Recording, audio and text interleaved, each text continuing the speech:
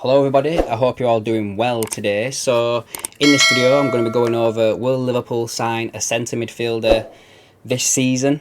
But before we get to that, I want to just give you a little quick reminder to subscribe to the channel to keep up to date with everything that I've got going on. Give this video a like and leave a comment down below and let me know your thoughts on what you think of the topic of the video. So I think to start off with, we'll go back to the beginning of this transfer window. Liverpool, it said, were very close to signing Tuchemane before he decided to go to Real Madrid. I've seen and heard that Tuchemane even visited Liverpool's training ground. That's how close it got to the fact that we were going to sign this kid. But then Real Madrid came in and absolutely blew us out of the water financially. And perhaps he always wanted to go play for Real Madrid in the first place. But that's how we basically lost that kid there. So if Liverpool went into this window before we even signed Núñez, looking at centre midfield, then that says to me that the club are very much aware that we need a midfielder this summer. Now, a lot of us out there are saying on Twitter that we don't fit the club, or just, they don't understand, we need it, they're relying on this, that and the other. But the club have shown us many, many times that once they have an idea of what player they want, they go and get that player. We've seen it with Van Dijk and we've seen it with Alisson. So I think the club have probably got that player in mind. Next summer we're all looking towards us signing Bellingham, and I think that was probably on the cards as well as signing Tuchemane this year. So I think the club are very much aware that they need to sign two centre midfielders. But Bellingham is probably one that we're going to look at next year, just due to the fact that Dortmund have already sold Haaland, and it would take a stupid fee of around 100 odd million to get him out of Dortmund this year, which Liverpool are not going to pay. It's very much obvious that Liverpool don't pay that. We did sign Núñez, but we lost Mane, and we've sold several other players this summer to make that money back. Now, in the thumbnail, you'll see a few players that I've listed. In Barella from Inter Milan. Again, I think he's probably one of the most expensive ones if we were going to sign a player this summer. Again, you're looking at around about 100 million for him. But he's in a very similar mould to Matheus Núñez, who is the other player that Liverpool have been linked with. And very interestingly, it's come out that Núñez has turned down Wolves, and then David Moyes spoke about today in his press conference that West Ham put a bid in for him, but he turned down West Ham as well. Why is that? Is he waiting for a bigger club? Could that bigger club be Liverpool? Could the bigger club be Man City, who are pretty much on the verge of selling Bernardo Silva apparently, and Pep Guardiola was one of the managers that's come out and highly praised Núñez and said that he'd love to have him at the club. Is that the reason why Núñez has turned down West Ham? I guess we'll just wait and see for that. But I've also heard and seen that Núñez doesn't want to move this window, which potentially could be because of the World Cup. We know what Klopp's like when he signs new players, especially this late in the window. He gives them a few months to settle in before actually throwing him in to the deep end.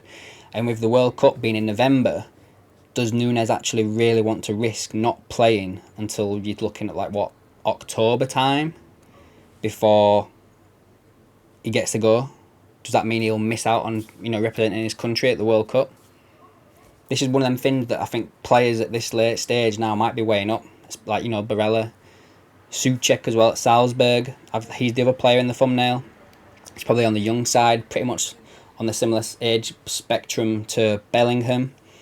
He seems to be a little bit like Thiago, which, again, you're looking there, you've got Bellingham, Barella and Matheus Núñez, who could be the replacement for Henderson. And then you're looking at a player like Souček, who could be the replacement for Thiago. Núñez could also fit in that mould, because I've seen how he played against Man City. He likes to bomb about, pass the ball and everything like that, in a wide range of passing.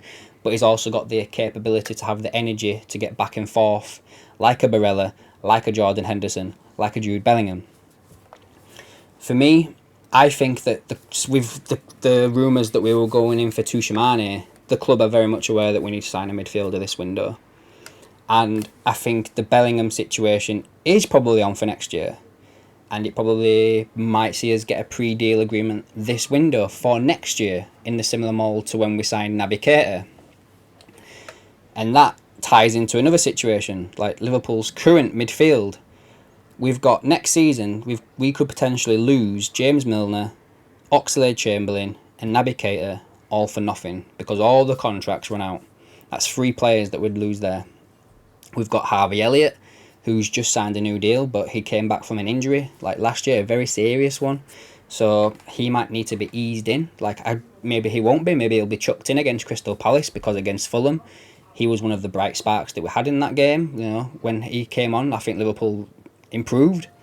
Maybe Elliott could be the guy that gets more game time this season in replace of signing somebody. We've got Curtis Jones, who I think this is like his big season. If he does not kick on this year, I could see him going next year, either sold or loaned. He's just gone a bit stale for me for the past season and a half, 2 seasons. That's how I personally think. I don't think he brings much to the table. I don't think he can keep up with the pace that is required for a Jurgen Klopp midfield. He might do well in a City side, or a side where they have more time and space to be able to pass the ball and pick the pass, you know, have a bit more time on the ball, whereas Liverpool, it's like boom, boom, boom, boom, like get forward as fast as you can. So I think our midfield options this summer, if we were to go in as we are, it's just like the whole central defender thing. Are we going to get to January and realise we should have done something in the summer?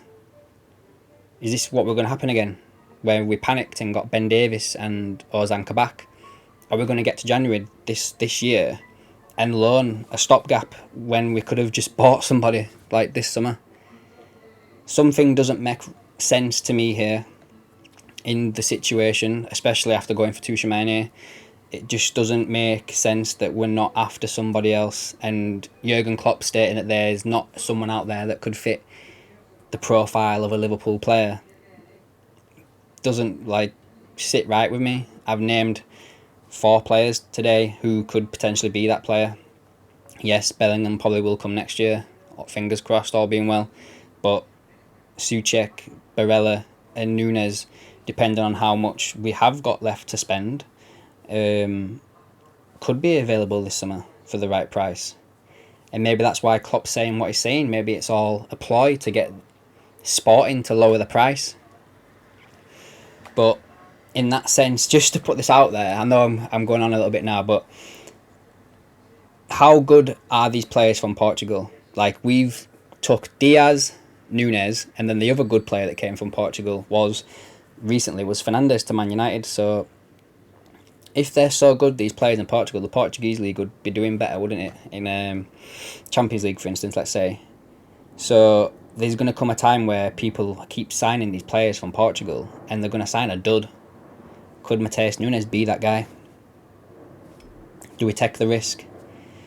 Look, I trust all the analytics that Liverpool's have done. Like, every player they've signed under Julian Ward and Mike Edwards has hit the ground running and not really put a foot wrong, really, have they, really?